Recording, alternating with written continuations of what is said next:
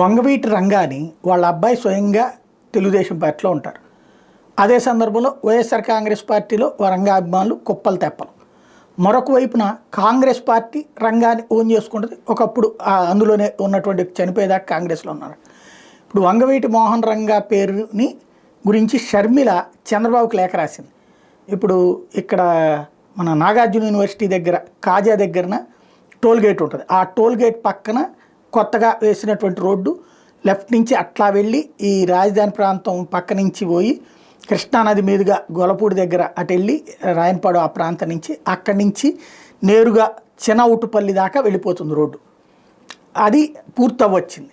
దానికి వంగవీటి రంగా పేరు పెట్టండి.